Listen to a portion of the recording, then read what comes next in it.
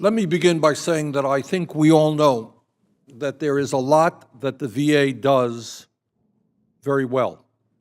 We take for granted that all over this country today, people are walking into VA CBOCs, they're walking into VA medical centers and getting state-of-the-art treatment.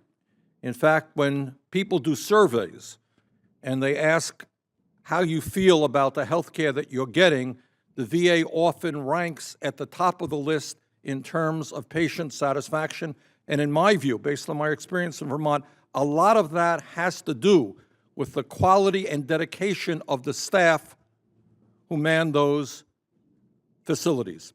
And we got a lot of people who are working in healthcare and elsewhere who are veterans themselves and who treat the people who walk in the door not as if they were doing a job, but as someone who wants to reach out to a brother and a sister. And we thank that staff for the very good quality work that they are doing.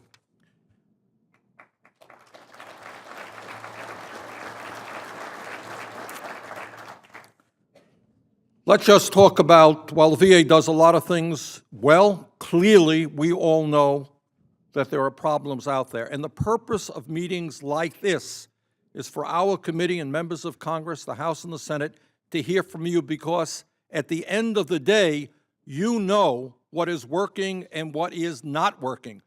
You're on the ground, you're talking to people who are accessing services, who are having problems.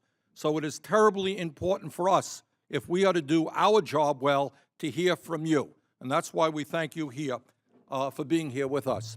Now let me just touch on some of the issues that I think we all know exist. We have a claims backlog. Very, very serious problem.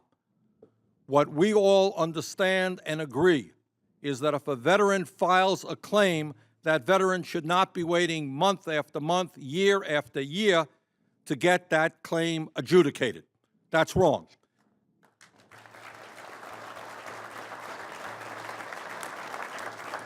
Now, the good news is that, in fact, the VA now, not a lot of people know this, the VA now is processing more claims than they have in the past. They're processing about 1 million claims a year. That's a lot. The bad news is, and it's not bad news in a sense, because we've opened the door, including veterans who were exposed to Agent Orange, and because the VA said, come in and get the benefits to which you're entitled, we're now looking at about 1.2 million claims a year. So while the VA is processing a lot of claims, even more claims are coming in, we need a system, a seamless system, that can address those claims in an expeditious way, and that is an issue that we are going to be working very, very hard on. Another issue, and we saw it, some of you may have seen 60 Minutes on Sunday night, which is a tragedy beyond words. Nobody has a simple answer to it, but it clearly is an issue that the Congress, that the VFW and the American people have got to address, and that is the tragedy of suicides among veterans. Now, why is that? I don't have the answer. I'm not a psychiatrist. I don't think that anybody has the magical answer. A lot of reasons why. I mean, certainly what I know coming from a rural state is that after people go through the terrible experiences of war, you add an economic recession to that. If you go back to a rural area and people are isolated, and sometimes what mental illness is about is not reaching out for the care that you need, add all of those factors together, bad things can happen. This is clearly an issue that we must address. I think there are some things that we can do, but it is an issue that we can address, and we will address. Third issue, we can argue up here about what kind of benefits veterans should get, what kind of health care veterans should get, but one thing there should not be an argument about, and that is that every veteran in the United States of America should know the benefits to which he or she is entitled. And I think that that is a serious problem. My guess is that there are millions of veterans out there who, if they knew what they're entitled to, might come into the system. Some will not. But our job is to do a better job in outreach. For example, we have great vet centers all over this country that do a wonderful job. I'm not sure that every veteran knows what those services are. So let's do a better job in outreach, and we're going to work on that. And one of the other issues that has taken place in recent years, one of the transformations taking place in the military and in the veterans community, is the role of women. All of you know now that women are likely to be in combat situations. More and more women are coming into the armed forces. More and more women are veterans. We have made some positive steps forward in establishing women's health centers and other facilities, but we have got to proudly acknowledge the role that women are playing and address women's veterans' needs.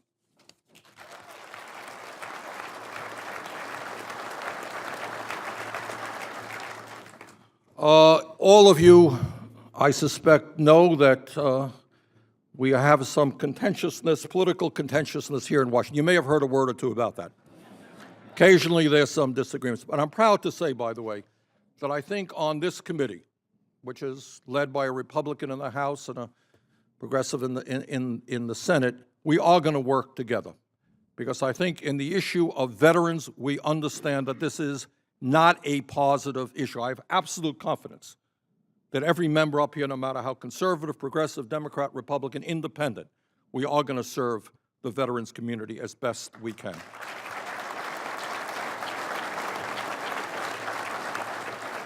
And on that regard, just let me say one issue that does concern me. And that is, in the middle of the whole discussion about deficits and how we move toward deal with the deficit and so forth and so on, there is a proposal coming down the pike that some of you may be familiar with, many of you may not. It's called the chain CPI. And what the chain CPI is an effort to reconfigure how Social Security beneficiaries and disabled veterans and widows get COLAs. There are some who would want to rather cut back significantly on those benefits for Social Security beneficiaries and for disabled veterans. In my view, you do not balance the budget on the backs of disabled veterans, and that is something that I will be strongly opposing.